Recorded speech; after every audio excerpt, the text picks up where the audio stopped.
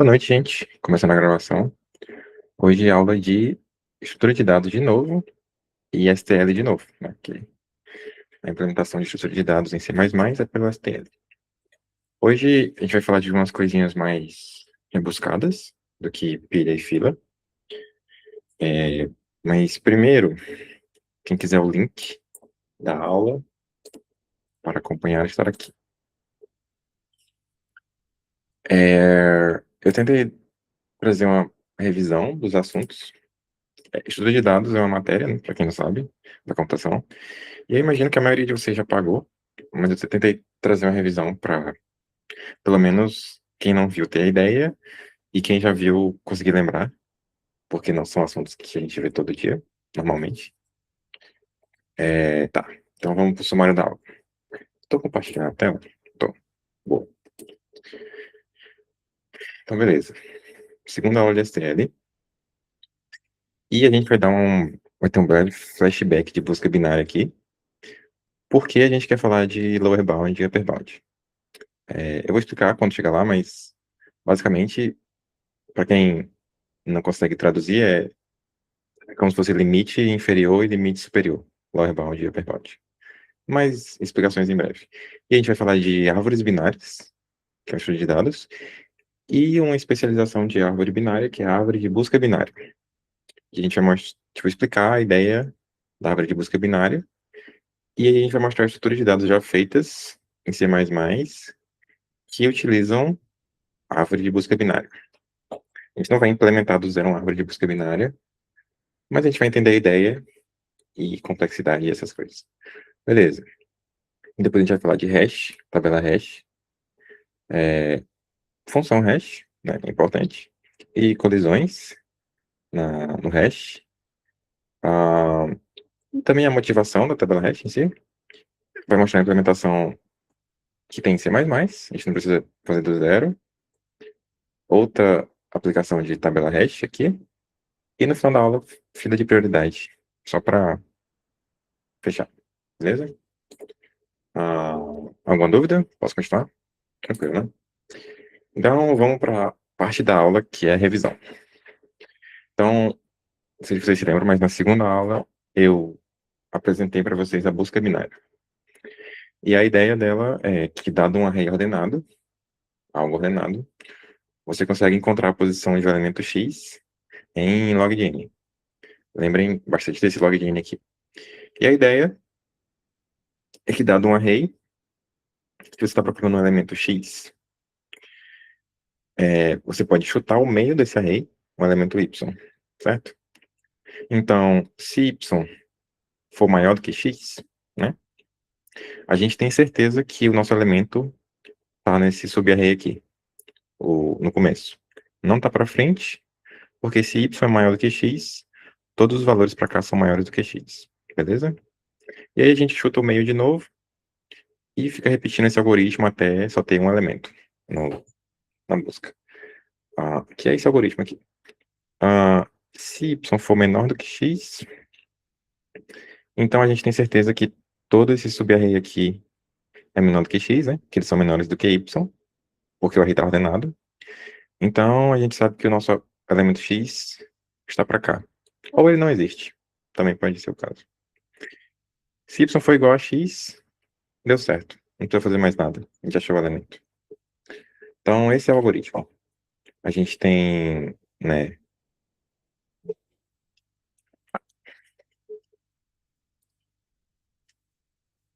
Eu não aceitei. Aceitei sim. Então esse é o algoritmo. A busca binária, ela começa com o array todo. Em cada passo a gente chuta o meio, né? E com base nesses ifs aqui, nessas condicionais, a gente decide se a gente vai pegar esse array da esquerda ou esse array da direita. Tranquilo? Apenas uma revisão. Todo mundo está confortável com busca binária, eu acredito. Tá. O código, vocês já viram, mas é tipo, como eu falei, se for igual, você já retorna. Se o y for menor do que x, que é esse caso aqui, você vai para frente, caso contrário, você vai para trás. Recapitulamos. Então agora a gente vai falar de lower bound e upper bound. Beleza. Traduzindo do inglês, lower bound é limite inferior e upper bound é limite superior.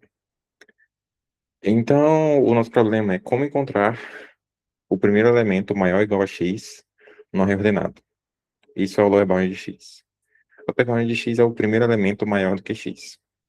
Então, pense no array ordenado. Eu posso desenhar aqui mesmo. No array ordenado aqui, parará, digamos que é um array assim, array ordenado. Se eu quero achar o primeiro elemento maior ou igual a 2, vai ser esse cara. O primeiro cara maior ou igual a 3 vai ser esse cara. O primeiro cara maior do que 2 também vai ser esse cara. Porque esse cara aqui é menor ou igual a 2. Tranquilo com a definição, gente? É só achar o primeiro cara maior ou igual, ou o primeiro cara maior, depende. É o pergunte. Tá. Então, vamos pensar agora em algoritmos. É esse mesmo, tá certo.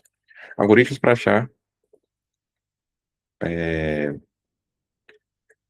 Algoritmos para achar o primeiro cara maior ou igual. Ou maior, tanto faz.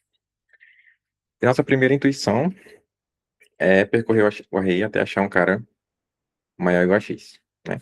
Que é esse código aqui. Então, se a gente quer achar o primeiro índice que tem um cara maior ou igual a x, a gente cria o índice e a gente percorre o array até achar um cara maior. Quando a gente acha um cara maior, a gente dá um break. Aqui também podia ser, quando a gente acha um cara maior, a gente diz índice igual a o que a gente está agora. Eu fiz de um jeito diferente. Mas, sim, esse algoritmo acha o primeiro cara maior igual. Então, ele funciona. Qual que é o problema? Ele é O de n, né? No pior dos casos, você vai fazer um for e vai até o final do array. Mas, beleza. Tá todo mundo entendendo o problema e esse código aqui? Ele funciona. De boa. Então, alguém tem alguma ideia de como aplicar busca binária para resolver esse problema? No caso, lembrando que busca binária é sempre log de n, né? Então, a gente quer usar a busca binária para sair de O de n e ir para log de n nesse problema. Deixa eu ver se isso aqui já é spoiler. Isso aqui já é spoiler. Tudo bem. Então vamos pensar um pouquinho antes de eu dar a resposta. Dado um array aqui, ah, como que eu acho o primeiro cara maior igual a x? Usando busca binária, né? Lembrando que na busca binária a gente sempre está cortando, chutando um valor no meio e, tipo, tomando uma decisão a partir disso. Eu vou para a esquerda ou para a direita. Então, alguém consegue me dar alguma ideia de como fazer essa busca binária? Tipo, que condição eu posso usar para ir para a direita ou para a esquerda? Algo assim. Alguma ideia? Pode ser uma ideia, a primeira coisa que vem na cabeça de vocês. Eu só preciso de participações. Estou carente hoje. Isso aqui. Isso aqui.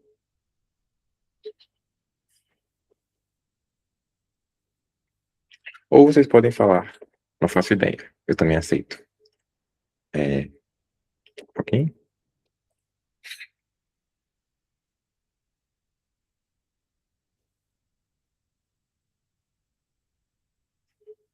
É triste. Tudo bem, gente. Vocês estão cansados. Ah, então, a gente quer fazer um código que é tipo esse cara aqui, uma busca binária, só que a condição é diferente, né? Porque a gente quer achar o cara maior ou igual, não só o cara igual. Tá, beleza.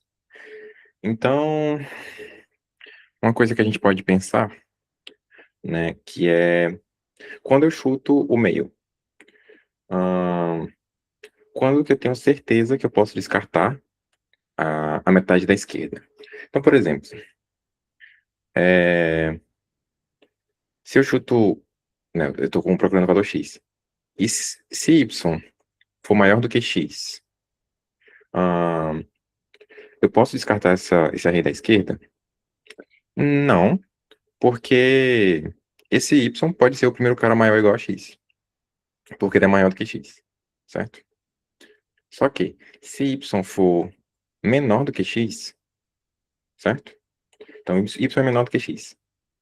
Eu tenho certeza que a resposta não está nesse prefixo aqui, nesse subarray.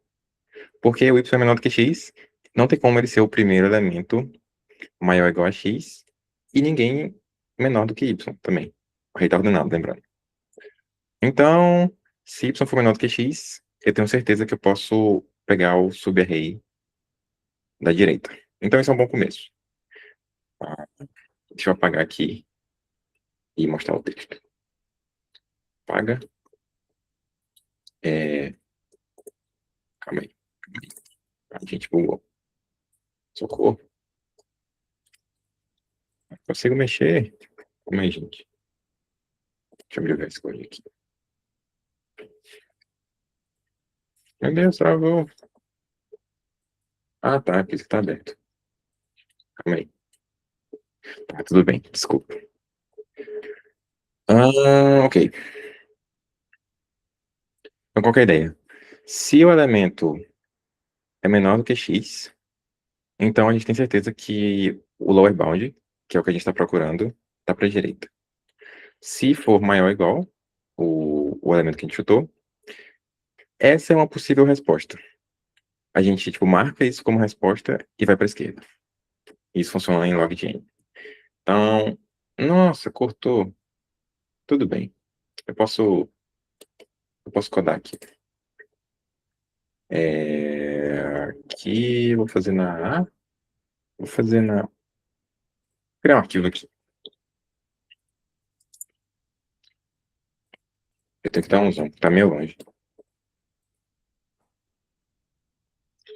Então, qual que é a ideia?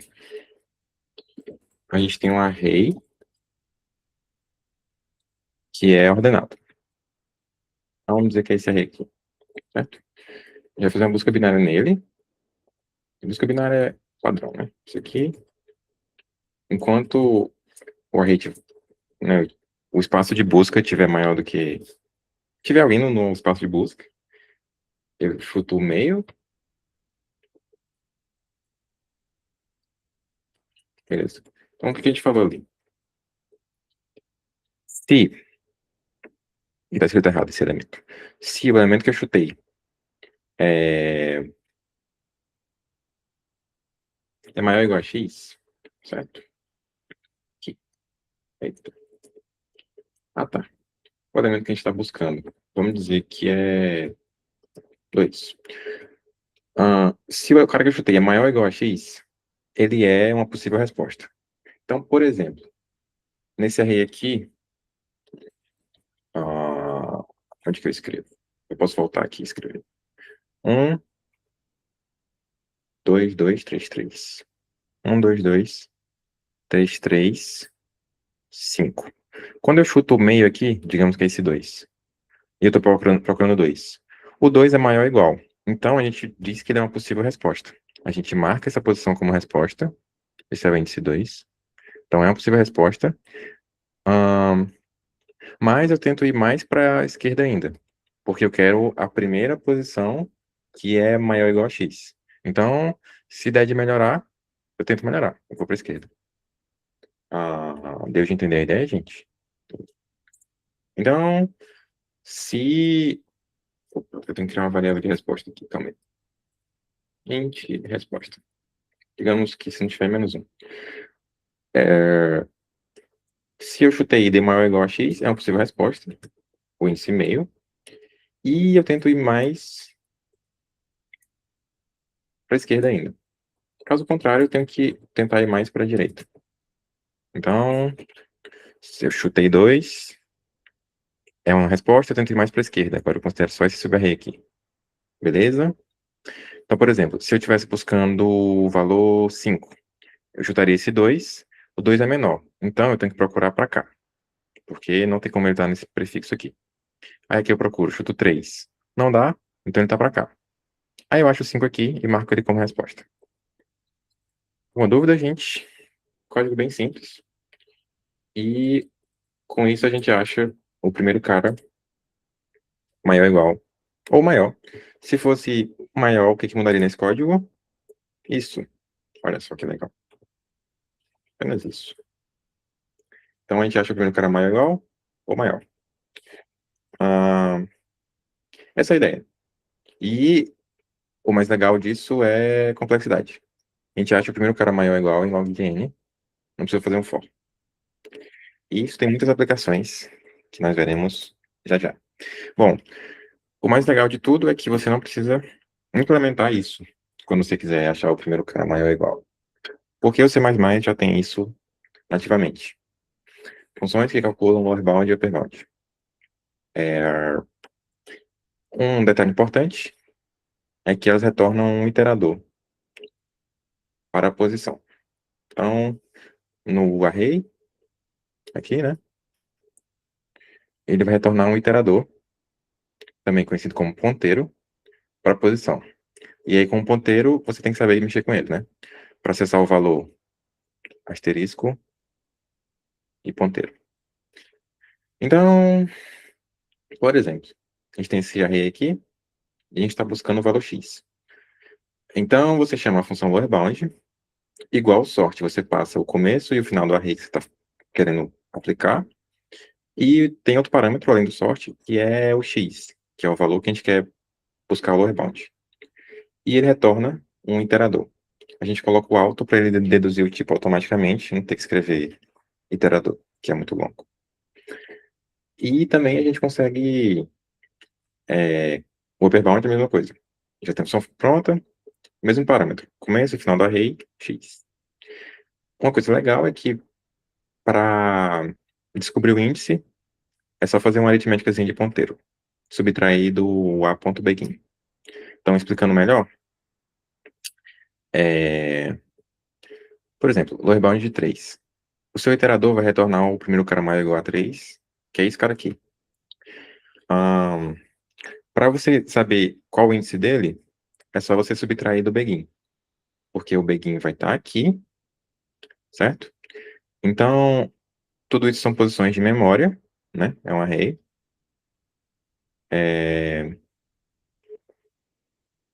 E quando você subtrai, ele calcula quantas posições você andou. Nesse caso, 1, 2. Se você andou 2 posições do começo, quer dizer que você está no índice 2. Então, você consegue saber o índice do primeiro cara maior ou igual ou maior a um valor X. Beleza? Alguma dúvida, gente? Essa implementação já está feita, não tem muito o que inventar. A gente vai meio que só aplicar agora. Mas se alguém tiver dúvida, eu posso explicar de novo. Algum comentário. Eu vou só beber uma água aqui. Tô com sede.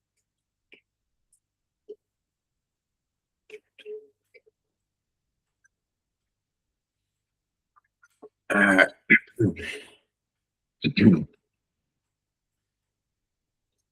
tá bom.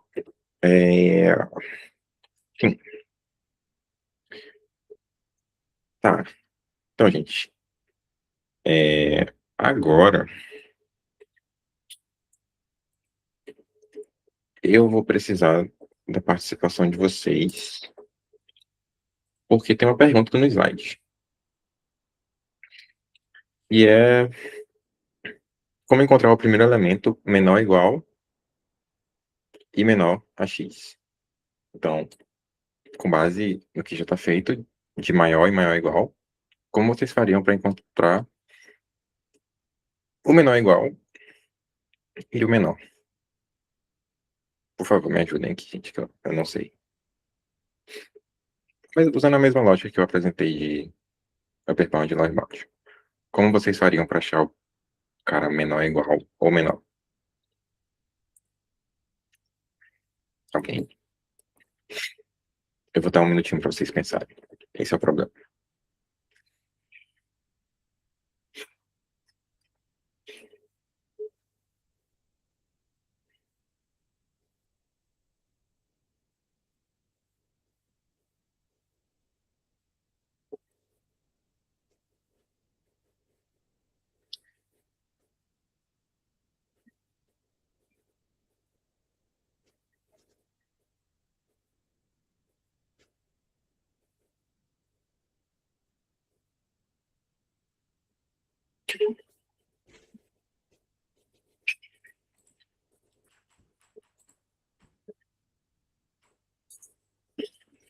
Ahn, é igual a x. Se não for, então não tem. Quase. É, se pensar no maior ou igual, bom, isso tu respondeu para igual, né? Mas se tu pensar para menor ou igual, é bem próximo. Então, imagina um array assim, né? É, digamos que tu quer achar pro 3. O primeiro cara menor ou igual a 3, certo? É, bom, tu fez lower bound. Tá, tudo bem. Então, o primeiro cara maior ou igual a 3 vai ser esse cara aqui, beleza? Se o lower bound for o próprio cara, então quer dizer que também existe um cara menor ou igual. Então tu tá certo. Só que se não tiver, tipo, imagina que não tem esse 3, daria no 4. O primeiro cara menor ou igual seria o 2, anyway, tá? Então, tem uma propriedade bem interessante dos arrays, nesse negócio de maior ou igual e maior, que é a seguinte. É, se tu reparar bem, o primeiro cara menor a um elemento X, ele tá sempre, eu vou afirmar isso, sempre uma posição atrás do primeiro cara maior ou igual a X. Então, por exemplo, o primeiro cara maior ou igual a 3 tá na posição 4. O primeiro cara menor do que X tá na posição 2. Por quê? Se a gente tá no primeiro cara maior ou igual a um X, a 3 no caso, todo mundo que tá para trás é menor do que ele. Concorda comigo? Logo, o primeiro cara atrás dele é o primeiro cara menor. E aplicando isso pro upper bound, então, a mesma coisa pro upper bound. A gente tem o primeiro cara maior do que 3. A gente tem certeza que todo mundo atrás dele é menor ou igual ao X que tu pesquisou. Então, é só olhar o primeiro cara atrás. Resumindo, ah, pro cara menor, o que você faz? Você faz lower bound de um valor X menos 1. Pro cara menor ou igual, você faz upper bound de X menos 1. E é isso. A grande sacada que você tem que perceber é que ah, quando você calcula o lower bound, todo mundo para trás é menor, é menor do que ele. Então, o primeiro que tiver atrás é o primeiro menor. Faz sentido? Se quiser, eu posso explicar de novo. Mas essa é a ideia. E a gente usa bastante em questões. Beleza, beleza, beleza. Ahn,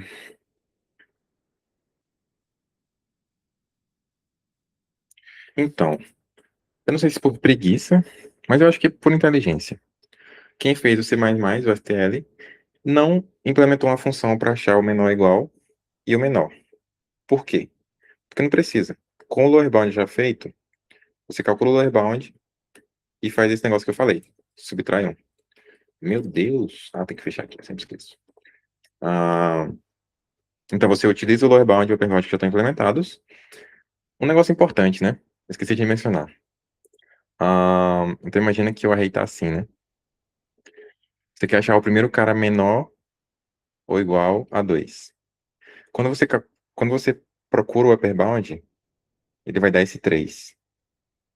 Então, quando você tenta subtrair menos 1, não tem ninguém menor do que esse cara. Logo, não tem ninguém menor ou igual a 2 no array. Então, tem que sempre colocar um if para você não ficar estourando o índice do array. Tem que tomar muito cuidado com isso. O primeiro elemento menor do que x está uma posição atrás do primeiro elemento menor ou igual a x. É isso mesmo que eu falei. Ok, vamos para aplicações. contar quantas aparições X tem no array. Tá, isso vai ficar de tarefinha para vocês, hein? Então, digamos que eu tenho esse array aqui. Como que eu conto? Vamos dizer que eu quero uma função conta 2. Quero contar quantas vezes o 2 apareceu nesse array usando o upper bound e lower bound. Alguém sabe me dizer? A ideia se baseia nessa aritmética de ponteiros aqui. É algo bem parecido com isso. Então, alguém tem uma ideia de como é, usar o upper bound e lower bound para calcular? Uma dica. Você pensa em algo meio geométrico, né? Se você tivesse um segmento, é, talvez isso não seja tão bom, mas não sei se vocês lembram de geometria. Algo assim, né? Lower bound menos upper bound. Boa. Quase. Quase. Eu tô viajando em geometria aqui. Mas, resumindo, isso aqui é x menos y. Esquece esse negócio de geometria. Parece uma analogia. Então, vou usar a ideia que a gente falou. Reparem. Quando eu faço o upper bound de 2, eu paro nessa posição. Perdão, o lower bound de 2, eu paro nessa posição. E o upper bound de dois eu paro nessa posição. Então, o que isso pode significar pra gente? Outra forma de pensar. É, reparem que entre o lower bound e o upper bound, todo mundo vai ser igual a 2. Por quê? Porque esse é o primeiro cara que é 2 e esse é o primeiro cara que não é 2. Porque é o primeiro cara maior do que 2, o upper bound. Então, Henrique, tu consegue pensar, tu colocou menos, tu tá indo rumo, mas repara que tá invertido. Tipo, o upper bound vem aqui pra frente e o lower bound vem aqui pra trás. Ah, então, todo mundo nesse range é igual a 2. Então, a ideia para contar aparições de x no array é o que tu falou, só que ao contrário. Upper bound menos lower bound. Por quê? Porque lower bound retorna o primeiro igual a 2, upper bound primeiro maior do que 2, e aí todo mundo aqui, né? E aqui tu pode subtrair o ponteiro, né? Assim, no array vai ficar tipo um ponteiro aqui, outro ponteiro aqui, e quando tu subtrair vai dar a quantidade exata. Isso funciona, beleza? De boa, de boa? É normal. A gente confunde mesmo. É, lower, pensa de lower, low, menor, pequeno, baixo e upper, grande. Não sei se ajuda, mas normal. Eu também confundia muito. Ah, é só praticar que tu se acostuma. Tem que fazer umas 20 questões e tu acostuma. Ah, essa aqui é legal. Deixa eu apagar essas tranqueiras aqui que eu fiz. Onde fica a borracha? Aqui. É, então, dado. Não apaguei. Ah, deixa. Dado dois valores A e B, A menor ou igual a B, quantos valores no array tem valor entre A e B? Nossa, valores entre A e B. Então, digamos. Eita, nós. Digamos. Meu Deus, o que está acontecendo? Não consigo escrever. Oh, meu Deus. Ah, é porque tá na borracha. Boa. É, digamos que eu tenho esse array aqui. Eu quero saber quantos elementos estão entre 2 e 4. Como que eu uso o upperbound e lowerbound para resolver isso? Análogo à primeira aplicação.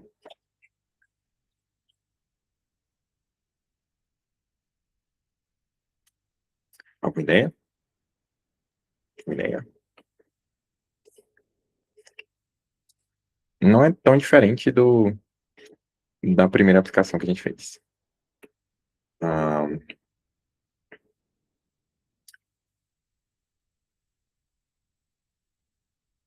tipo, resolvendo.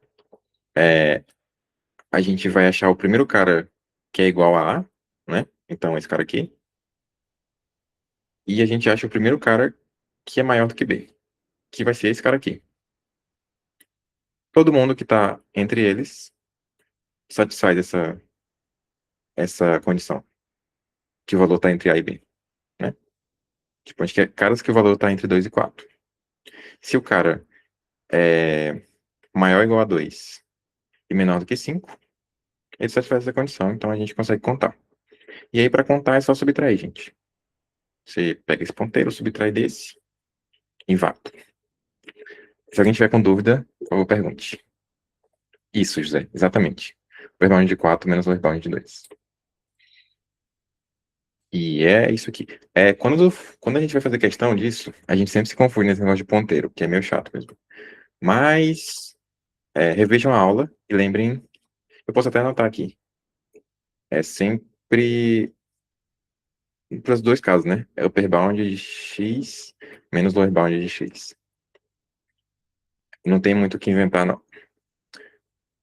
É, no caso, nesse de baixo é upper bound de b menos lower bound de a. Tá muito feia, mas tudo bem. Questão, legal. Tá, tudo bem.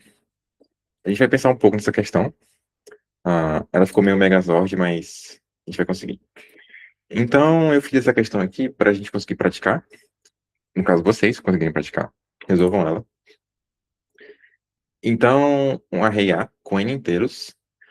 Você tem que responder que perguntas? De 5 possíveis. Eu coloquei 4 aqui, foi mal. Eu adicionei ela depois.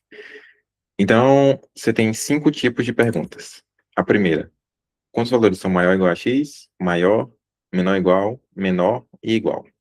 Então, com base no número que está aqui, você decide qual tipo de pergunta você está respondendo. Beleza? Então, pensando mais um pouquinho, né? Antes de começar a responder. Para contar quantos caras são maiores ou igual a um número, como a gente faz? Tipo, pensando em ponteiros. O que vocês acham? Pensando em lower bound e upper bound, né? Tipo, quantos caras são maior ou igual a 3 nesse array aqui? O que vocês me dizem? Importante a gente pensar um pouquinho antes de implementar, senão fica muito abstrato.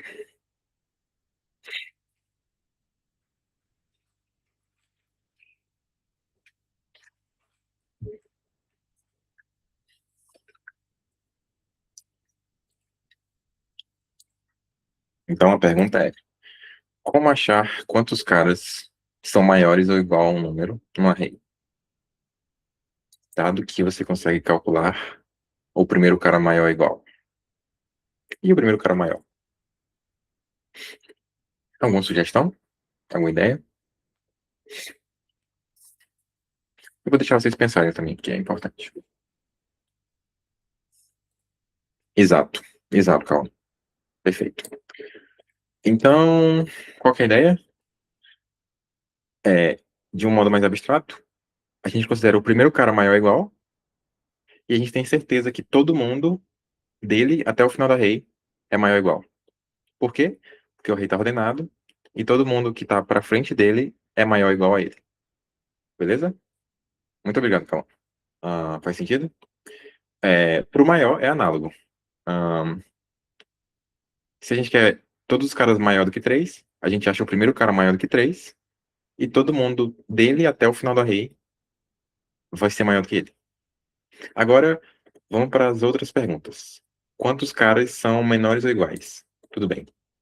Quantos caras são menores ou igual a 3? Me ajuda aí, galera.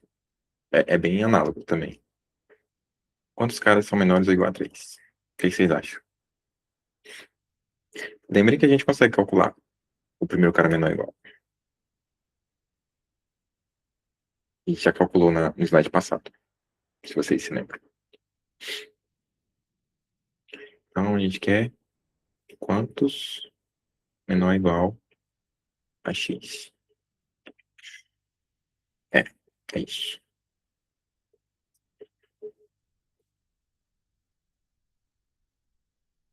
Alguma ideia? Quantos caras são menores ou iguais a x? Usando essa mesma lógica aqui de lower bound e ordenado, e vai até o final, e volta, essas coisas. Alguma ideia? Alguma ideia? Alguma ideia? Upper bound de x? Exato. Exatamente. Se a gente quer saber quantos caras são maior ou igual, lembrem que para achar o primeiro cara menor ou igual, a gente faz upper bound. Então, se a gente faz upper bound de 3, vocês reparem, a gente vai cair nesse 4. Certo? Reparem que todo mundo dele para trás,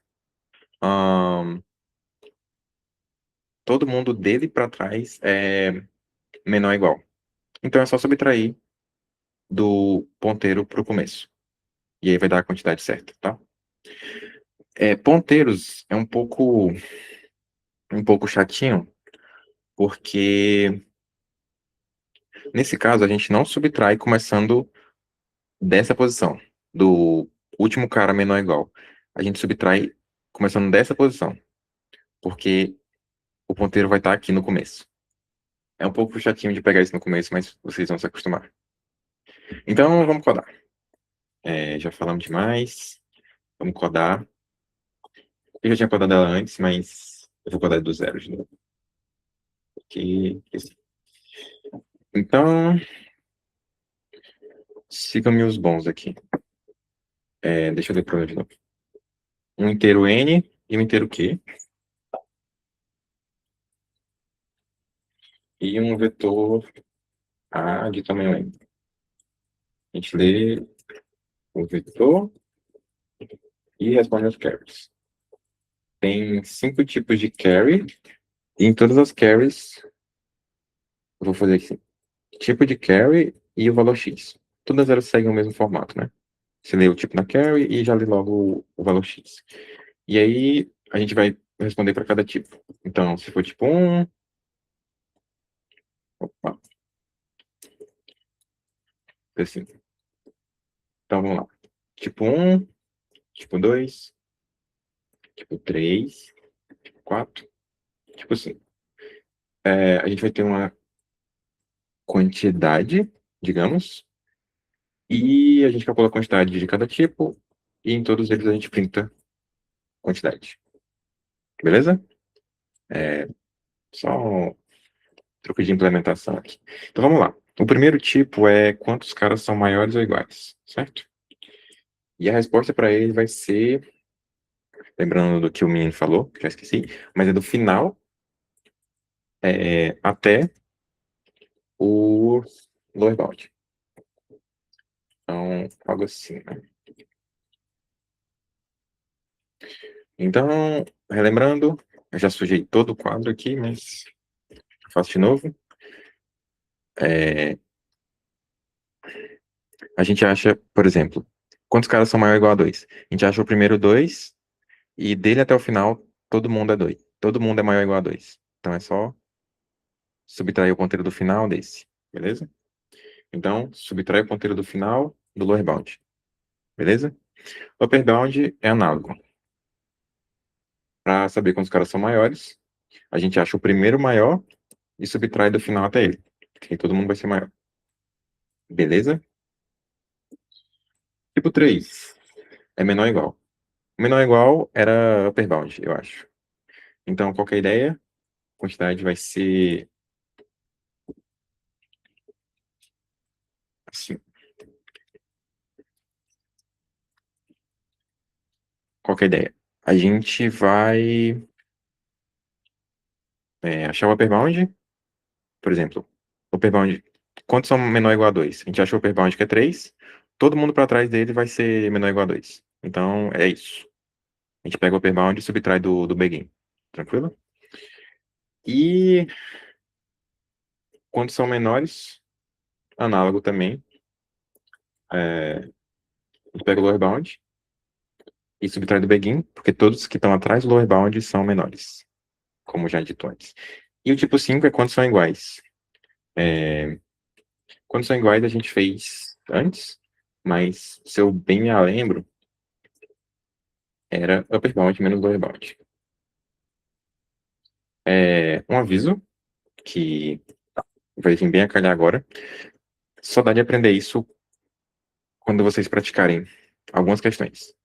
Então, provavelmente, algumas pessoas não estão conseguindo entender tanto enquanto eu codo e explico. Então, eu recomendo que vocês codem hoje, depois da aula, ou amanhã, ou sábado, durante o fim de semana. É um bom horário, para vocês conseguirem aprender. Se precisar, revejam a aula. Esse assunto já é um pouquinho mais chato, então pratiquem, tá? Não, é impossível aprender sem praticar isso aqui. Eu garanto, é impossível. Dito isso, sim, a quantidade de. O tipo 5 é quantos são iguais a x. Então, como eu tinha explicado, é do upper bound até o lower bound, né? Tipo, a gente acha o primeiro cara. Ai, meu Deus. A gente acha o primeiro cara. Que bagunça. Assim, a gente acha o primeiro cara igual e o primeiro cara maior, todo mundo entre eles vai ser igual. E é isso. E a gente printa a quantidade e quebra a linha? Quebra a linha. Então, é isso. Funciona. Quer dizer, eu acho que funciona. Vamos ver se funciona. Vou testar aqui. Então, filha do input. 3. Ele deu 3 aqui. Eu acho. 4, 1. Deu errado essa carry aqui. Quantos são maiores do que x? Deu errado. Tá, vamos ver o que aconteceu. Quantos são. Mas, gente, o que que deu errado? É isso. Quantos são maiores do que 6? 2. Por que que deu 3? Calma aí, gente, o que tá acontecendo? Tipo 2. Algo de errado não está certo. Tá vendo como é difícil codar? Sempre fica alguma coisinha solta. Algum ponteiro para lá, um ponteiro para cá. Aí tem que debugar. A N, leu A. Sim, importante, gente. O array tem que estar sempre ordenado, senão não funciona. Tá bem que eu já errei aqui para mostrar para vocês. Como a gente está fazendo busca binária, se você não ordenar o array, não vai funcionar. Vai acontecer uma tragédia com vocês. Vai passar algumas coisas, não vai passar outras. Vocês vão ficar doidos tentando entender o que é. Então, ordenem o array de vocês antes de fazer busca binária. Não seja como eu. 2, 4. Acho que tá certo. Deve estar certo. Faz parte, faz parte. Faz parte da profissão, gente. É o nosso ofício. 9, 10, 1, 9, 9, 9. Ok. Façam nos casos de testes. Lembrem de ordenar. Vou escrever, até escrever aqui. Lembrem de ordenar. Exclamação, exclamação. Ou, exclamação. E vou enviar. Vamos ver se passa. Alguma dúvida na implementação e, e afins e código? Eu recomendo muito que vocês pratiquem, tá? Isso depois da aula, em algum momento. Vai ajudar muito a entender o assunto. Mas isso é bem legal e é muito útil, tá? Tem muitas questões e é base para algumas outras coisas. E às vezes tem uma questão, tipo, difícil, mas você consegue fazer de um jeito fácil, usando uma ideia tipo essa. Tipo, ordena e vai fazer um joguinho de upperbound, lowerbound. Mas, meu Deus, que site demorado. Acho que não vou conseguir enviar agora não, gente. Acho que a gente tem que continuar a aula. Mas confia que tá certo, hein? Vamos ver se eu consigo aqui. Oh, meu Deus do céu. Tá, vamos continuar a aula, gente. Depois eu envio. Tem que carregar uma aba aqui. E agora, lá vem ela. Vamos falar de árvores binárias. Um assunto que eu sei que todos vocês amam. Está presente no dia a dia de vocês. Vamos lá. Primeiro, eu vou explicar o que é árvore e depois eu vou explicar o que é binária. Não, depois eu vou explicar por que ela é binária. Vamos lá. Primeiro, uma árvore. Uma árvore é uma estrutura de dados não linear que consiste em nós conectados por arestas. Isso aqui, essa notação aqui vem de grafos. A gente vai falar de grafos mais na frente. Mas é basicamente bolinhas ligadas por tracinhos, para os leigos. Eu ainda penso assim, bolinhas ligadas por tracinhos. Então, ela tem uma raiz, que é o nó que está no topo. Caiu com esforço, coisa boa. Que é o nó que está no topo. E ela vai se ligando a seus filhos, né? Que não são a raiz. Beleza? Cada nó tem seus filhos. Ou não, ele pode ser uma folha. Uma folha é um nó que não tem filhos. Beleza? E a gente usa a árvore para resolver problemas que as estruturas de dados linear demoram. Elas são a base para containers associativos. Então, containers. Vamos lá. Primeiro, estrutura de dados linear. O que é isso? Array e linked list. Lista ligada. Coisas que estão em linha. Um array fica numa linha na memória, o linked list fica assim, né? Ligada. A árvore não, a árvore ela fica se dividindo, se bifurcando, e essa divisão é justamente a base para como ela organiza as coisas para serem rápidas. Resumindo, de uma forma bem leiga. E aqui, são base para containers associativos. Resumindo, são containers que você insere e remove e pesquisa e faz qualquer coisa, e ele sempre mantém os elementos ordenados por alguma coisa. Então, em containers associativos, está sempre ordenado. Beleza? Show? Agora, binária. Por que binária? Por que não ternária? Por que não unária? Bom, se fosse unária, ela seria uma linked list, né? Porque, tipo, cada filho só teria um filho. Então, isso está respondido já. E binária porque alguém decidiu que era bom. E vamos tentar desenvolver um pouco. Numa árvore binária, cada nó pode ter no máximo 2 filhos. Beleza. E a ideia, a base, para a gente ter criado árvores binárias, a gente não, eu não participei disso, é permitir a inserção e pesquisa de elementos em log de N. Então, percebam que ela é binária, porque em cada descida que você faz, você meio que decide ir para um lado ou para o outro. Não tem como ir para os dois filhos ao mesmo tempo.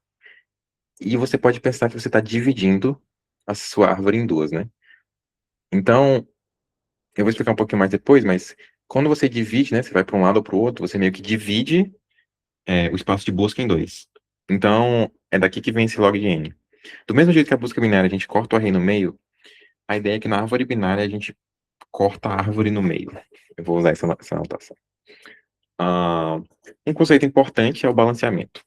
Uma árvore binária é balanceada se para cada um de seus nós, a subárvore da esquerda e da direita é igual ou difere apenas por um. Explicando, porque tá meio ruim de entender isso aqui, né? Mas, resumindo, se eu tenho uma árvore binária, deixa eu arrumar espaço aqui. Se eu tenho uma árvore binária, quando eu analiso um nó e o tamanho dos filhos dele, escutei barulho. Aqui. Aqui. Deu certo? Acho que conseguiu entrar. Conseguiu. Legal. Beleza. Quando eu analiso uma árvore binária, eu analiso um nó e eu analiso o tamanho do. Vamos dizer assim. Eu analiso a quantidade de nós que tem para a esquerda e para a direita. Beleza? Eu digo que ela é balanceada se a quantidade delas for igual, da esquerda e da direita, ou se só diferir por um. A diferença for um. Esse negócio de diferir por um é porque pode ser ímpar, né? E é impossível ser igual.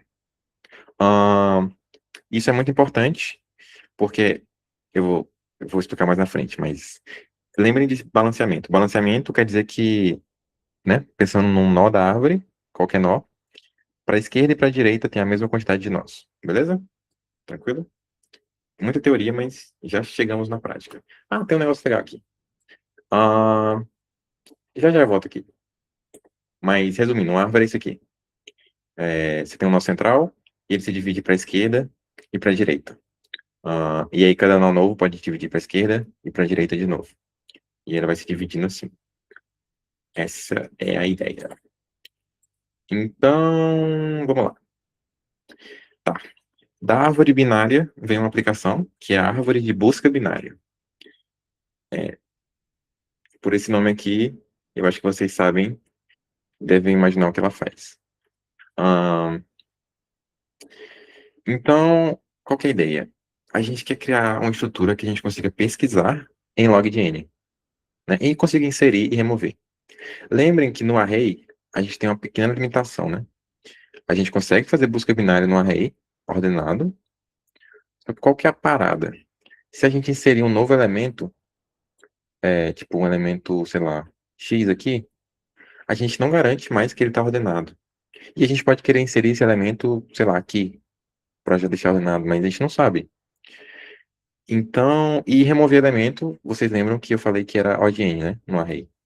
Então, inserir e remover elementos no array, a gente não consegue manter a ordenação. Então, essa é a motivação das árvores. A gente quer inserir, remover e continuar podendo fazer busca binária. Beleza? Tá, tudo bem. Bom, eu vou resumir o que eu acabei de falar, porque talvez eu tenha ido meio rápido. Num array,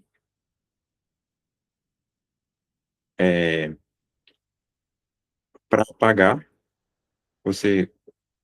a complexidade é o de n. Para inserir, vai ser pior ainda. Vai ser n log n. Por quê? Porque você quer inserir e quer garantir que está ordenado. Para garantir que está ordenado, você tem que inserir e ordenar. E eu não expliquei algoritmos de ordenação, mas esse é a complexidade para ordenar um array, tá? Então, a gente consegue fazer busca binária, mas a gente não consegue ficar inserindo elemento e removendo, e isso é chato. Porque a gente queria poder ficar mexendo no array e continuar fazendo busca binária sem ter que... Deixa eu entender, né? Então, lembrem disso aqui. Array é lento para apagar e inserir. Legal? Eu esqueci que eu não podia escrever no meio do quadro, que tem mais texto. Perdão. Foi mal. Tá. Então, qual que é a ideia? A nossa árvore binária, a gente vai ter uma raiz, e para a esquerda dessa raiz, só vai ter nó com valores menores do que ela. E para a direita, só vai ter nós com valores maiores do que ela. Então, a ideia é que, tipo, a gente coloca o elemento central como raiz da árvore, e aí você vai percorrendo, né? Você está aqui no meio da árvore. Você está procurando um valor x. Assim como na busca binária, quando você compara o valor x com o valor do nó, você decide se vai para a esquerda ou para a direita. Se o valor de x for menor do que o cara que está aqui, então o valor está para a esquerda. Caso contrário, está para a direita. Então é meio que análogo à busca binária. Tipo, esquerda e direita, tá? Então vamos pensar nesse array aqui, tá? 1, 2, 3, 4, 5, 6, 7. Como que a gente cria uma árvore a partir disso? Assim, a gente pega o elemento do meio e diz que ele é a raiz, beleza? Aí beleza, a gente continua. Se, pensa na busca binária, tá? Quando a gente chuta esse elemento do meio e vai para a esquerda, a gente tem esse sub-array aqui, né? E aí a gente vai chutar esse meio aqui. Esse meio vai ser o novo nó, que vai estar na direita. Por outro lado, a mesma coisa. O meio vai ser o 6. E aí, esquerda e direita, né? De boa. E agora, vamos fazer busca binária. Vamos procurar algum elemento, sei lá, o valor 5. Como que é o processo? Gaguejei. A gente começa no topo da árvore, compara.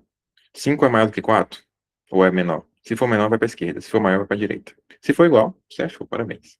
É maior, vamos para a direita. Chega no 6. 5 é maior ou é menor do que 6? É menor. Então, para a esquerda. Chega aqui. Achou o 5. Legal. Acabou a sua busca binária. Tranquilo? Isso é uma árvore de busca binária. Ela meio que pega a busca binária e transforma numa árvore. E agora a gente consegue inserir e remover elementos da árvore sem ter que gastar muito tempo. A complexidade continua log de n. Beleza. Eu não vou apagar essa árvore porque tá muito legal. Mas a afirmação que eu vou fazer aqui é: para o tempo de execução da busca binária numa árvore ser log de n, a árvore tem que estar balanceada. Por quê? E aí, eu quero que vocês me respondam. Por que que a árvore tem que estar balanceada? Tipo, tem que ter a mesma quantidade de nós para a esquerda e para a direita para a complexidade ser log de n. Se a árvore tiver assim, todos para a direita, qual é a complexidade? Alguém consegue responder? Beleza. Responder a primeira pergunta. Linear. Se todos os nós estiverem para a esquerda, é como se fosse uma lista ligada. Então, você não fez nada, certo? Agora, a segunda pergunta. A complexidade só é log de n quando a árvore está balanceada. Por quê? Bebendo água aqui, gente. Foi mal. Já volto.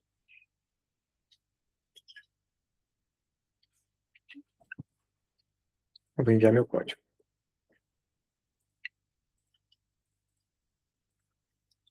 Sugestões e ideias, podem mandar. Pode chutar, gente. Não tenho vergonha de chutar, não. Podem errar à vontade. Ele tá gravado, né? Mas tudo bem, a gente pode errar. Não tem problema, não. Ninguém liga, não. Mas se passa. Podem dar só ideia também. Não precisa resolver o problema todo.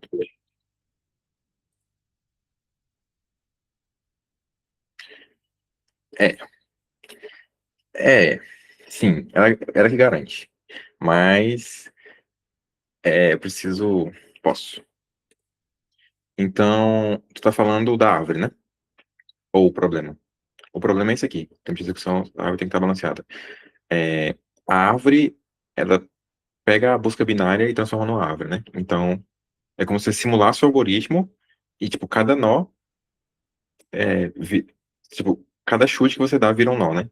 Você chuta o meio, coloca como nó central. Aí para a esquerda você chuta esse, coloca como esse nó. Para a direita você chuta esse, coloca esse nó. E aí você vai fazendo esse algoritmo. Vou só até mostrar aqui, né? Assim. É como se fosse esse algoritmo, você chuta o meio e coloca o nó. Aí quando você vai para a esquerda, você coloca. Você vai para a esquerda, aí o chute que você daria para a esquerda, você coloca para a esquerda da árvore. Essa é a vibe. Eu já explico melhor. Aqui. Nossa, tem muita coisa ainda. É,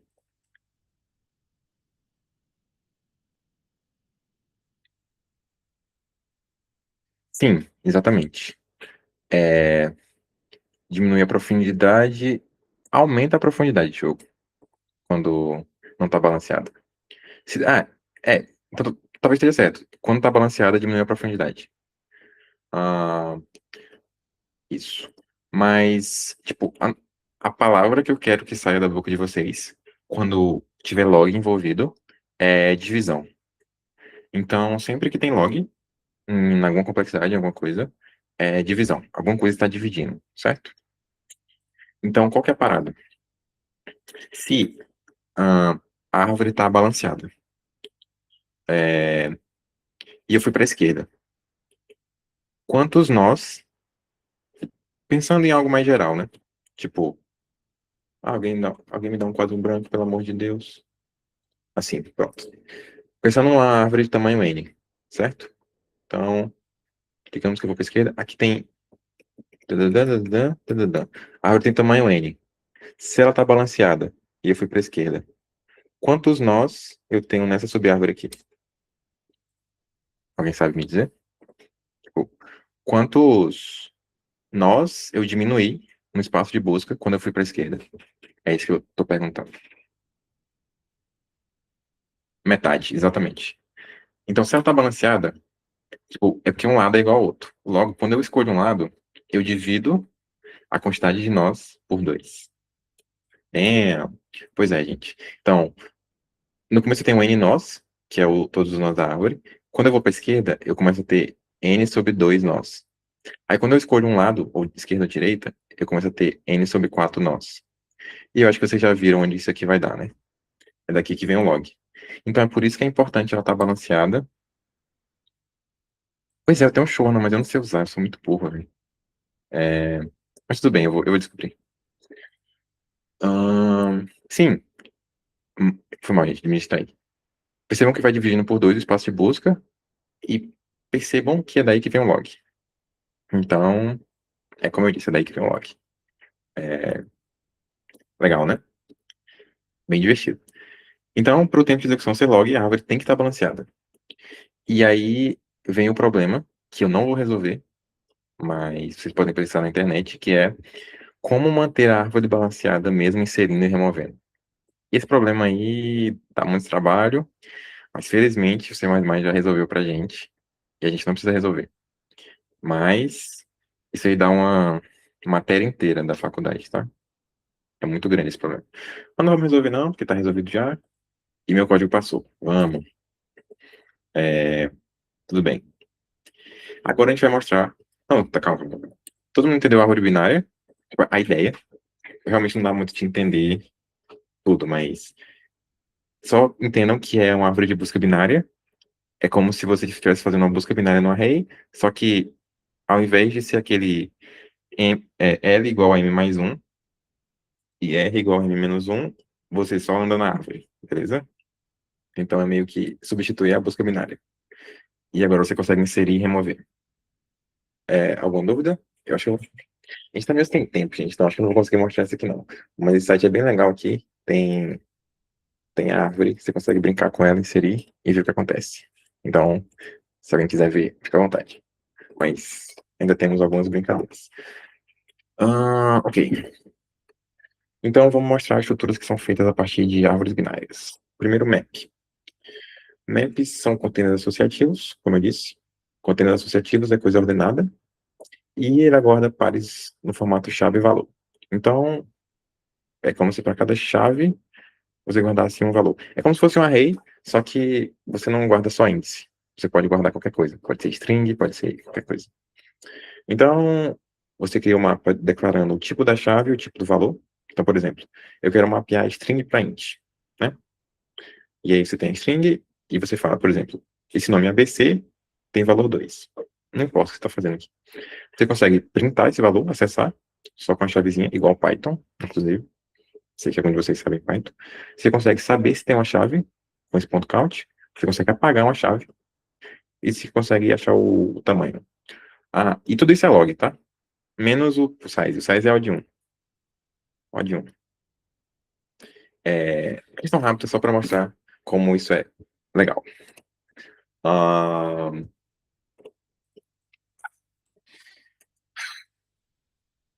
muito texto. Vou fazer a outra. Foi mal, gente. Se o código fosse carregar, vou ter que fazer essa mesmo. Droga. Resumindo, você vai receber vários nomes na ordem, certo? Quando o nome aparece a segunda vez, você não printa mais OK. Tá, primeiro. Você recebe o nome pela primeira vez, você printa OK, usuário cadastrado. Quando o nome aparece pela segunda vez, você printa o nome 1, que ele já apareceu uma vez antes, beleza? Então, por exemplo, aqui, first, OK. First 1, ele já apareceu uma vez antes, beleza? Vamos a mapa para resolver isso. Então, qual que é a ideia? A gente quer criar um mapa que conta para cada string quantas vezes ela apareceu, beleza? Eu vou ser um pouco rápido aqui, mas confiem que vai ser educativo. Então, eu vou ler N strings, assim, e eu já explico de forma calma. Primeiro, se a string não apareceu ainda, você só printa OK. OK, beleza. Se a string já apareceu, você tem que printar a string e a string quantas vezes ela apareceu. Então, contador de S. E mais importante, você tem que atualizar o contador sempre que a string aparece. Então,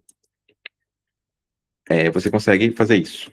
O contador dessa string mais. Isso aqui vai retornar um contador de S é um número, né? Aí você dá um mais nele. Você consegue fazer isso. E essa é a questão. A gente vai criar um mapa que mapeia de string para int. Isso é legal, né? Então, Você pode pensar que é um array aqui, né? Não é literalmente um array, mas digamos que é um array e cada posição desse array é para um string. Então, por exemplo, a string A está nessa posição, a string B nessa posição. Isso é um mapa. Você acessa igual um array aqui, beleza? Só que você consegue fazer para qualquer tipo. Liter- Literalmente não, mas a maioria dos tipos, eu vou dizer. Ahn, isso aqui deve funcionar. É, eu vou deixar esse código aqui para vocês conseguirem estudar depois. Tá. Então, resumindo, o mapa é uma estrutura que a gente usa para mapear um tipo para outro. Então, string para int, ou pair para int, ou int para char, qualquer coisa. Você pode fazer qualquer invenção aí que você quiser.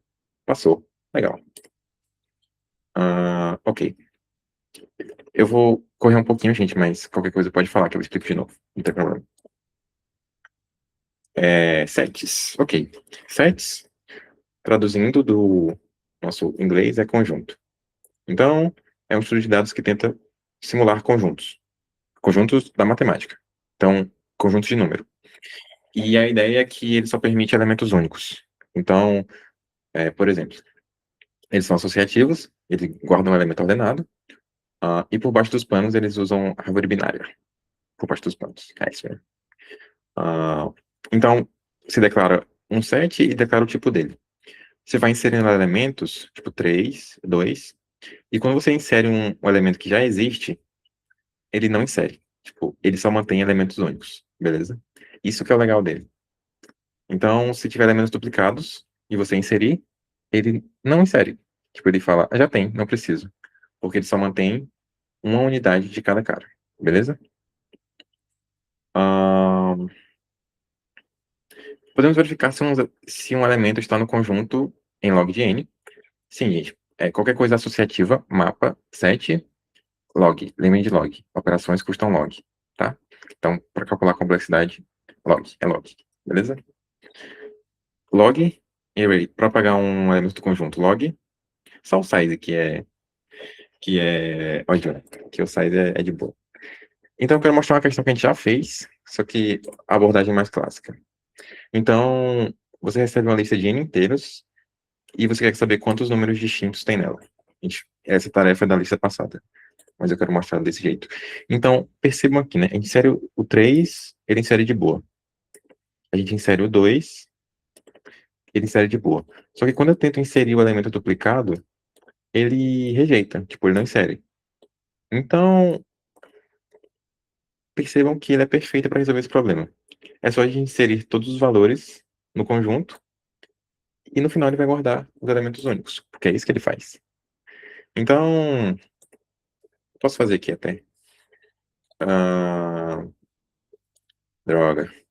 Eu vou criar aqui um b2.cpp, na versão 2 desse problema. Bem rápido, gente, que eu tô ficando sem tempo. Então, eu já abri o problema, foi mal. A gente lê um inteiro n e um array. Vamos esquecer unique. Qual que é a ideia? A gente cria um conjunto de inteiros, que eu vou chamar de set. E agora a gente percorre esse array e insere todo mundo no set. Não vou chamar de S, eu vou chamar de ST, que é mais legal. Então, eu insiro. A sintaxe. Eu tenho que falar um pouco mais da sintaxe. Para inserir elementos é ponto .insert, apagar é ponto .erase. Bem fácil de lembrar. Para saber se o elemento está no array, ponto .count. Beleza? Para saber o tamanho, ponto .size, igual todos os outros containers que a gente já viu.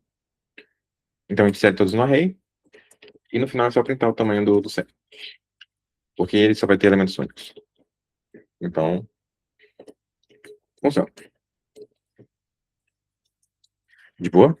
Set, elementos únicos, representa o conjunto matemático. De boa? Log, passou. Legal. Multiset, então, eu tinha dito que o set só guarda elementos únicos. E tem uma versão do set que guarda elementos duplicados também. Então, basicamente, você consegue criar um multiset assim também, tá? Já declarando os valores dele. Se você quiser, né? Ahn, você cria um multiset, declara o tipo dele. Lembre dessa parametrização, que tem todas as estruturas, que é como você define o tipo delas. Não esqueçam disso. Ah, mesma coisa, você consegue fazer o ponto count. Qual é a diferença? O ponto count no set vai retornar só 1 ou 0, se o elemento tal ou não, porque ele não mantém elementos duplicados. No multiset, ele pode retornar mais de um. Então, seria tipo 0, 1, 2, 3, 4. Quantos elementos tiverem desse valor. Ok.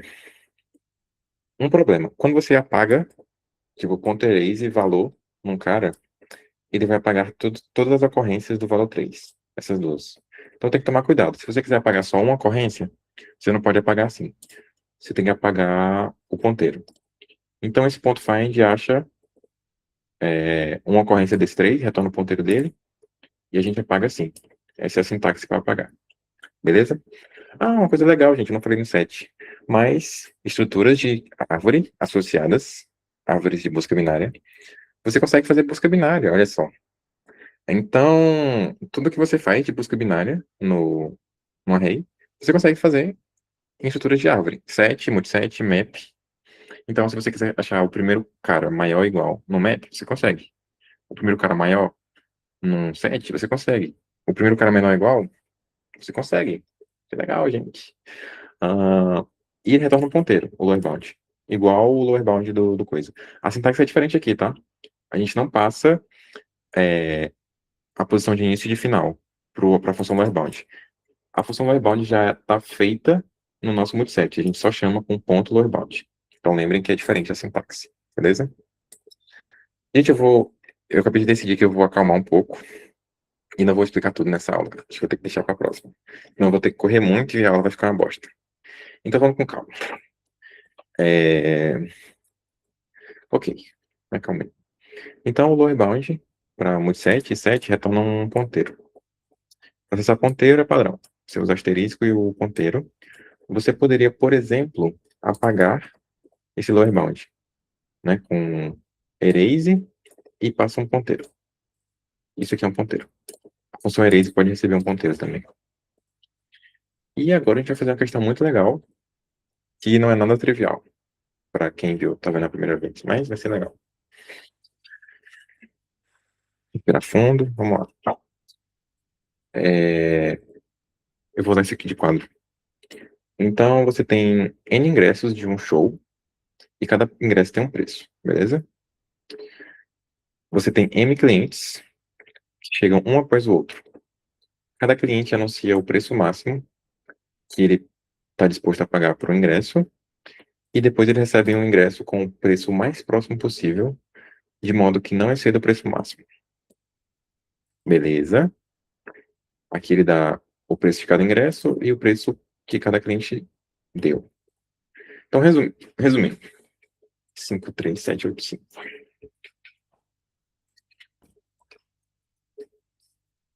53785. 83. 523. 53785. 483. Oi? 523. Coloquei errado? 537. 53. Não, tá certo. 523. Não entendi. 523. Tudo bem, vou continuar, porque eu não entendi 523. Mas, me avise qualquer coisa.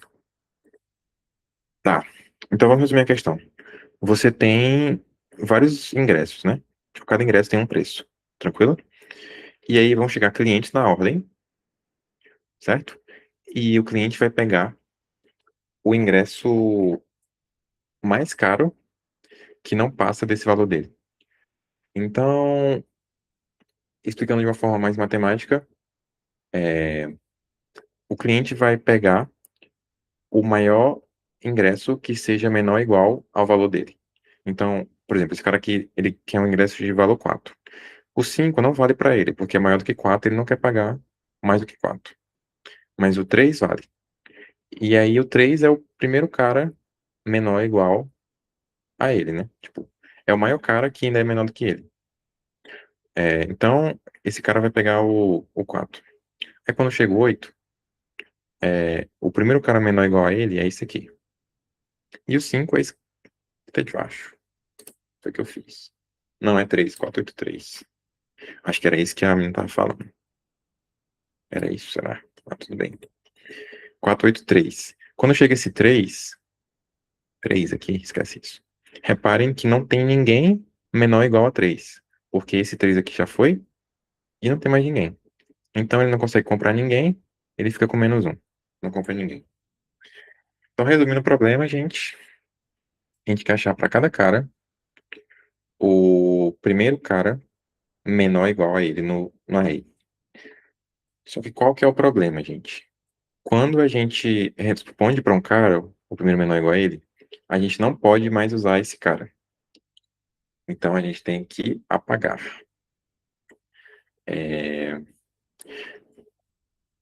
Mas vamos por partes. Primeiro eu quero que alguém me responda como a gente acha o primeiro cara menor igual a alguém nesse array, nesse coisa. Vamos por partes.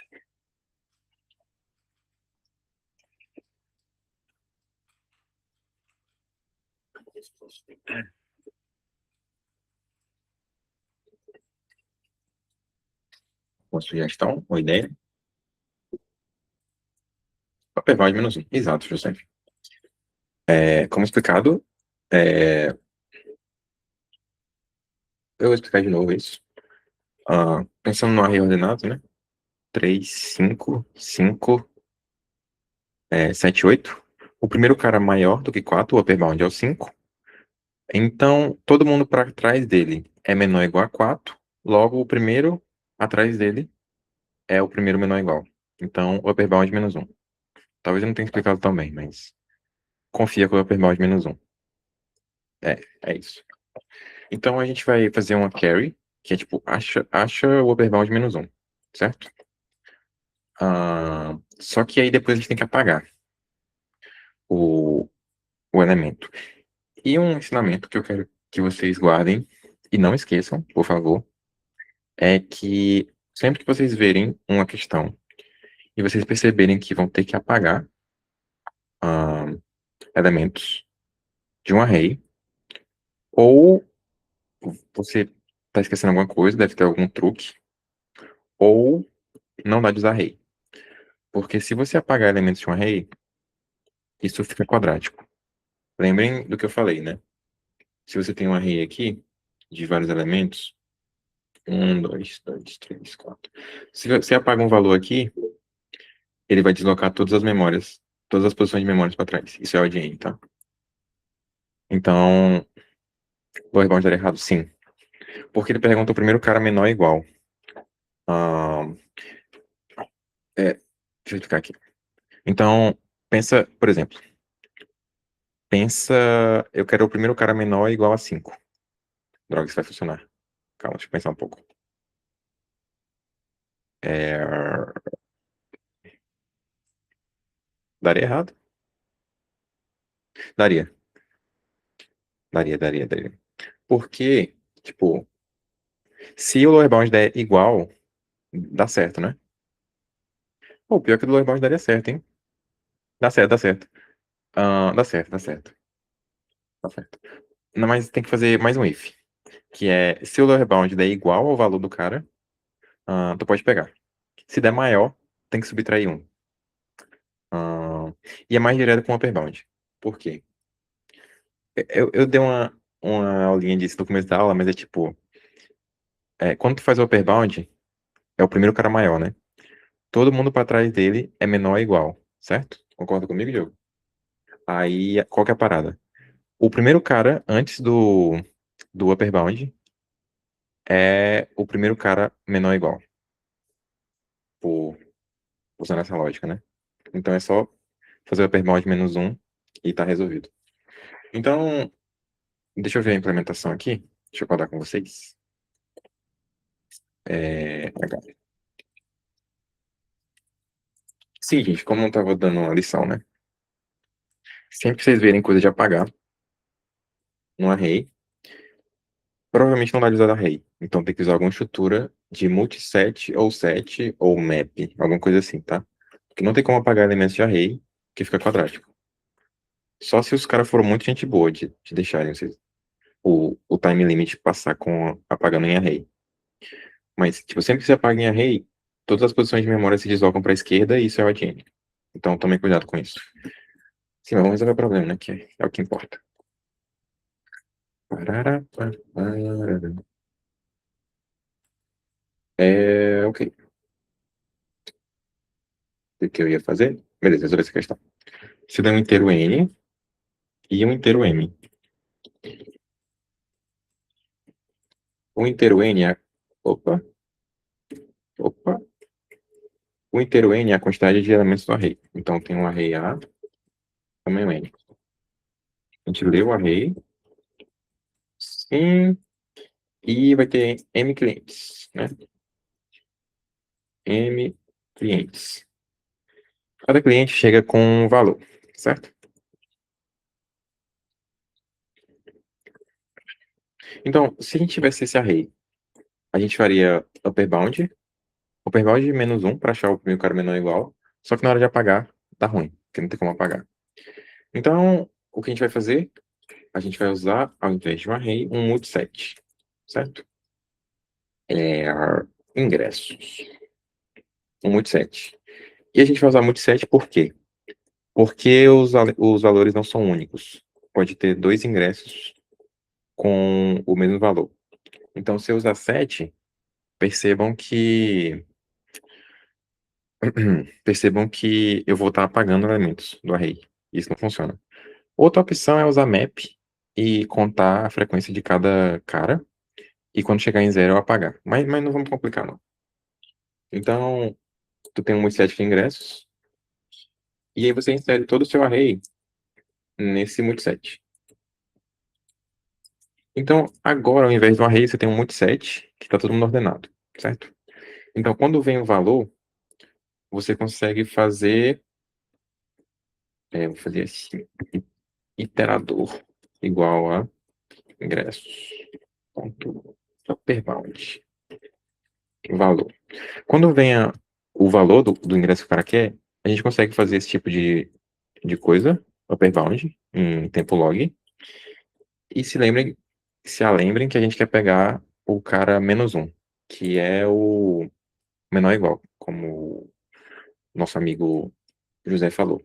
Sobre qual que é o problema, né? Por exemplo, se o meu array tá assim, 5, 5, 7, meu multiset, e eu procuro o upper bound de 3, ele vai retornar essa posição aqui. E essa posição menos um dá lixo. Tipo, não tem nada aqui.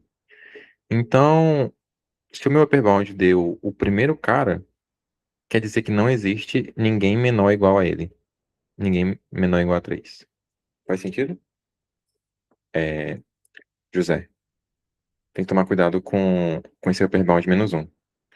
Então, sempre que fizer upper bound menos um, na verdade, a gente tem que fazer uma checagem. Se o iterador for diferente de begin, né, a primeira posição, aí sim eu posso. Na verdade, eu vou fazer diferente. Se o iterador for igual a begin, deu errado.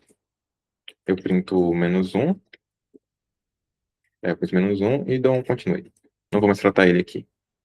E aqui embaixo eu faço o caso normal. Então vamos lá. Se o meu iterador parou na primeira posição, deu ruim. Então eu printo menos um e dou um continue. Se deu certo, eu volto a uma posição para o primeiro cara. Volto para o primeiro cara menor ou igual. E beleza. Eu printo o valor dele, desse cara, primeiro cara menor ou igual, e eu apago ele.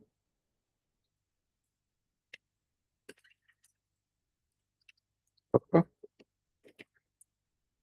só ilustrando. Isso aqui vai dar errado. Eu quero apagar esse valor. Porque se você diz para apagar um valor inteiro, ele vai apagar todos os valores que tem esse valor. Todas as posições que tem esse valor. Então, você tem que apagar o ponteiro, que é o iterador, que é esse negócio feio aqui, um iterador, beleza? Então, apaga o iterador. E aí, printa o iterador, e é essa a questão, gente. Ah, a gente, a gente quer achar o primeiro cara menor igual quando cada um entra, e quer apagar esse cara do conjunto. A gente apaga ele do conjunto. Se não existe ninguém menor igual, eu printo -1 e dou um continue. Não processo mais ele. Dibas, de boas. Talvez seja um pouco complicadinho para quem está vendo a primeira vez aqui. Iteradores e lower bound e upper bounds. Então vocês têm que praticar mais ainda. Resumindo, você só aprende isso praticando. É sinistro na primeira vez. Mas conforme a gente pratica, a gente se acostuma. E, e não é tão sinistro assim, tá, gente? Tem coisas muito mais sinistras do que isso, sem querer intimidar vocês. Isso aqui é tipo 2 horinhas sofrendo na frente do computador, tentando entender, e vocês conseguem. Eu garanto. Exatamente. E fazer nossa lista de exercício, hein, Gustavo? Que tá. Já tá aberta, inclusive. Aqui. Propaganda aqui da nossa lista de exercício. Podem fazer aí. Todas na ordem. Tô brincando. Vão fazendo o que vocês conseguirem. Qualquer coisa, tirem dúvida, mandem pra mim. Podem fazer listas antigas também, se quiserem ir fazendo passo a passo. E pode mandar mensagem em qualquer lugar aí que eu respondo. Sim, a questão, gente. Deu de entender, né? Deu valor, primeiro cara menor igual, apaga se tiver. E vamos ver se funciona. Administrar é muito fácil. Vamos ver se funciona. 3, 8, -1. Passou. Vamos ver se passa em tudo.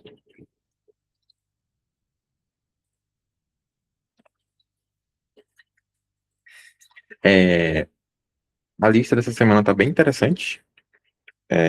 Eu tentei deixar as 5 primeiras questões, assim, assuntos da aula.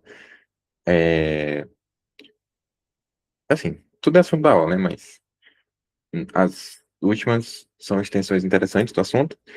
E da quinta questão para frente é tudo bem aplicado. Então você tem que pensar um pouco para resolver a questão. Mas tá legal a lista, então tentem resolver.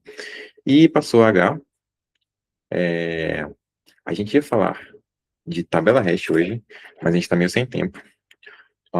Então, o que eu vou fazer eu vou resolver um problema com vocês. Olha só, quem diria. Eu vou resolver um problema clássico com vocês. Pra ajudar vocês, gente, que eu sou gente boa. E é isso aqui. Então, gente, quem tá com dificuldade, percebam que na aula a gente já resolve uns 4 problemas. Então, você pode começar a resolver a lista pelos problemas que a gente já resolveu. Tenta resolver sozinho, e se não conseguir, vai olhando no meu código, e vai perguntando pro chat, e vai perguntando pra mim, e vai indo. Tipo, vai sofrendo, mas vocês aprendem. Dito isso, vamos resolver esse problema, e vamos dormir, que tá tarde já. É, Alguma dúvida sobre multisets? Eu imagino que sim, mas, mas assim, eu posso responder aqui sobre a sintaxe em si. Mas eu realmente recomendo que vocês pratiquem depois da aula, bastante. Não hoje, pode ser amanhã. Tudo bem. Vamos para a questão D. Sim, pois eu ia falar de hash hoje, mas eu vou deixar para a próxima aula, porque ficou puxado. Ficou puxado pros guerreiros. Tá. Vamos ver esse problema aqui. Você tem uma array de n inteiros, e a sua tarefa é encontrar dois valores em posições distintas, cujas somas. Meu Deus, não sei mais nem ler. Duas posições distintas no array, tal que a soma deles seja x, beleza? Você recebe um array e um valor x, e você quer saber se tem duas posições que é a soma dá x. Então, por exemplo, nesse array aqui, você quer uma soma 8, você pega 7 mais 1, dá 8, beleza? Então, é bem simples a ideia do problema, né? Se não tiver soluções em prima menos um. É, tipo, quando a gente tem um problema desse, você começa a pensar, né? Bom, eu poderia testar todos os pares, né? Tipo, eu testo o 1 com 2, o 1 com 3, o 1 com 4, o 2 com 3. Só que, infelizmente, isso é quadrático, gente. Porque, eu vou até escrever aqui, né? A gente não vai ver hoje.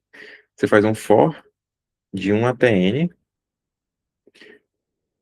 Então, aqui é um i, né? Digamos. I, que vai de 1 até n. E aí dentro dele você faz um for que vai de i mais 1 até n. Isso aqui é quadrático, né? Eu posso explicar melhor na próxima aula. Mas, basicamente, a complexidade é essa soma aqui, né? E aí vocês podem ver que é uma PA e vai dar quadrático. N mais N. Então, se você testar cada par de número, tipo, cada posição, com todas as posições na frente dela, tipo, cada par de número, isso dá um negócio quadrático. Mas resolve o problema. Só dá TLE. Então, testar todas as posições possíveis e ver todas as somas possíveis não funciona pra gente. A gente precisa de uma abordagem mais interessante. Bom, eu estou mostrando esse problema porque ele caiu na minha entrevista do emprego que eu entrei, e eu acho que cai em toda entrevista de emprego, porque, pelo amor de Deus, que problema manjado. E é legal vocês saberem, vai que vocês têm uma entrevista de emprego. Então, basicamente, qual que é a ideia aqui?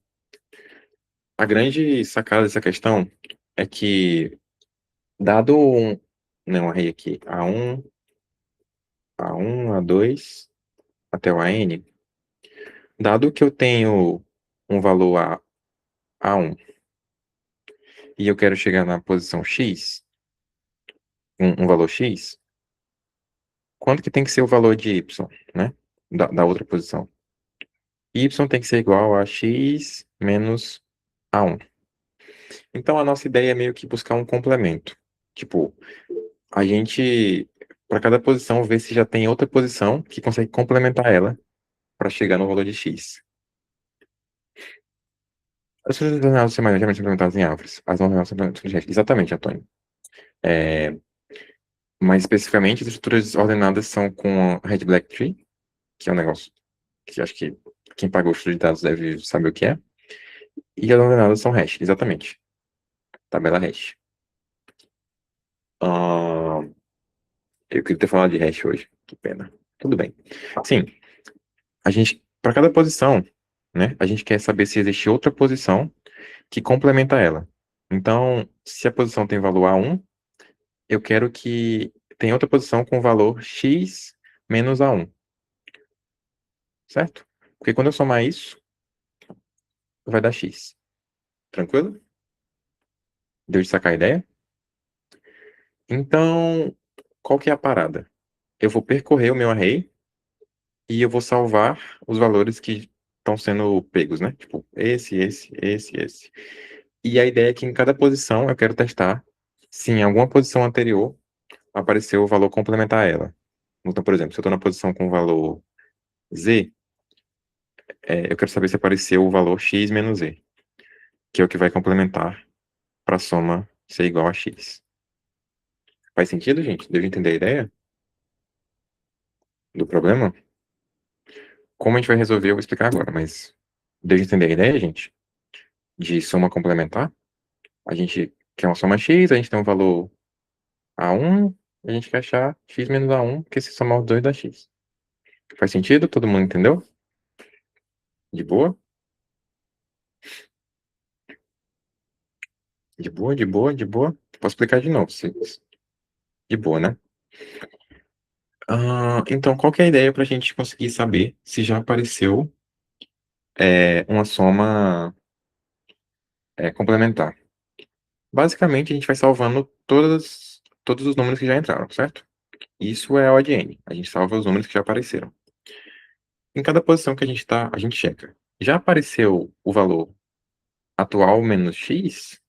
Ou se já apareceu, eu consigo fazer uma soma x. Porque, né? Deu bom.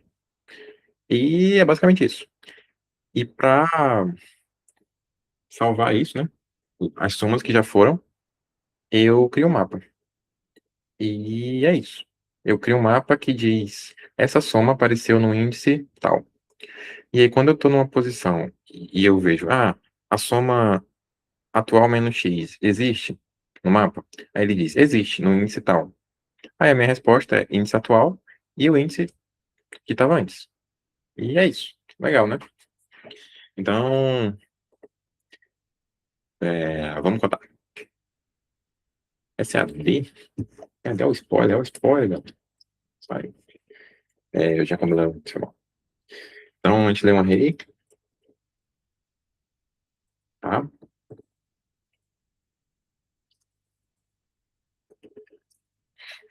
Sem querer ser redundante, mas eu acho que essa semana é a semana que é mais importante para vocês praticarem. Então, pratiquem, por favor. Quem quiser aprender, é importante praticar. É, e tem muita questão desse assunto. Foi até difícil escolher, porque, tipo, tem questão adoidada desse assunto. Sim, mas deixa eu resolver a questão para vocês irem dormir. E eu também. Então, basicamente, a gente quer guardar um mapa, int, então, índice da soma. Nomes bem precários.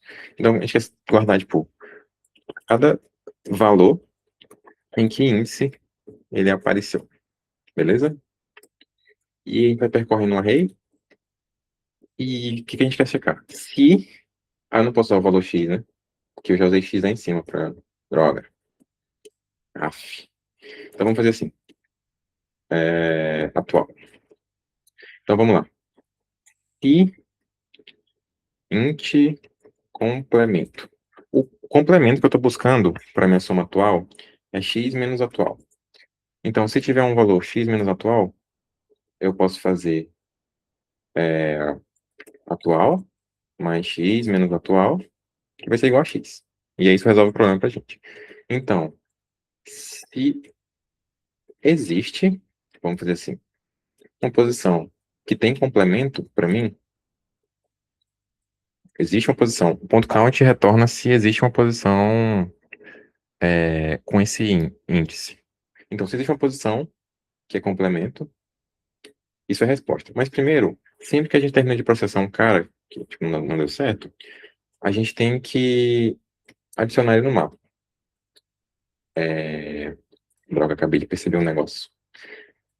A gente tem que percorrer sabendo o índice que a gente tá. Foi mal, gente.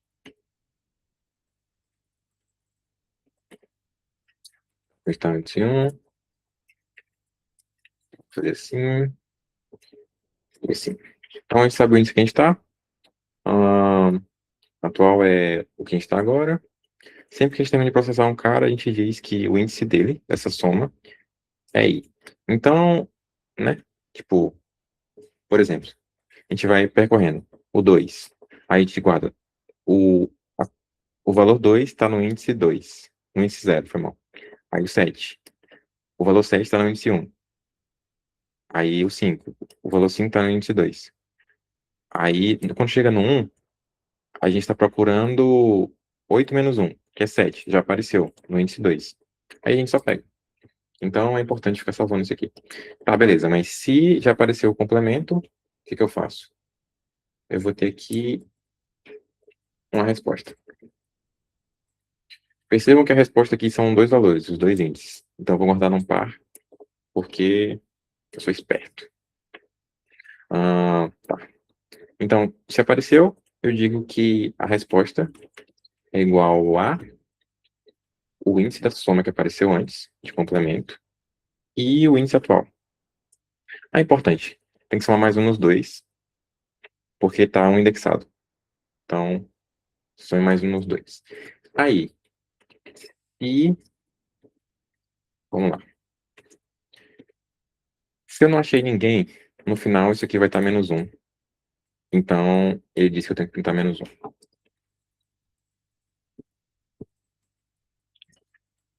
Caso contrário, eu posso pintar a resposta normal. Resposta.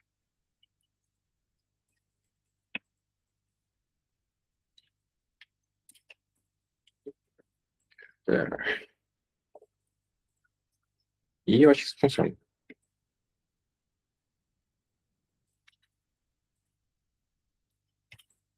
2 e 4. Aí funcionou. Então, ele pintou os índices 2 e 4, que é 7 e 1, que é a soma dá 8. Então, oxente. Que é isso, gente? Que é isso? O que aconteceu? Meu Nossa Senhora. Tá, foi mal. Então, voltando. Então, a gente achou os dois índices, que é a soma dá 8. É...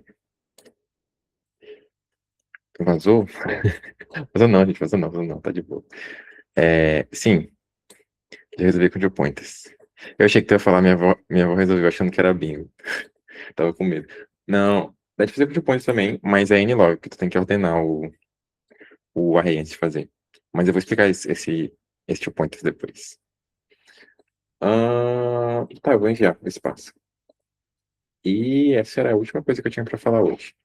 Então já estamos no nosso finalmente. Resumindo a questão de novo, percorremos o array, salvando os valores que passou e os índices que lhe apareceram. Para cada cara, eu estou sempre procurando o complemento dele, que é x menos atual. Porque atual mais x menos atual vai dar x. É uma continha matemática aqui, né? Bem de boa. E a gente salva esse índice. Uma coisa importante, né? Eu podia dar um break aqui. Quando eu acho uma resposta, eu dou o break, que eu já achei uma resposta. Mas passou de qualquer jeito, né? Então... E é isso, gente. Essa foi a aula de hoje. Uma vez eu achei que eu ia conseguir dar mais assunto, mas eu acho que eu demorei demais explicando. Mas tudo bem. O importante é que vocês tenham entendido alguma coisa. Não precisa ser tudo, alguma coisa.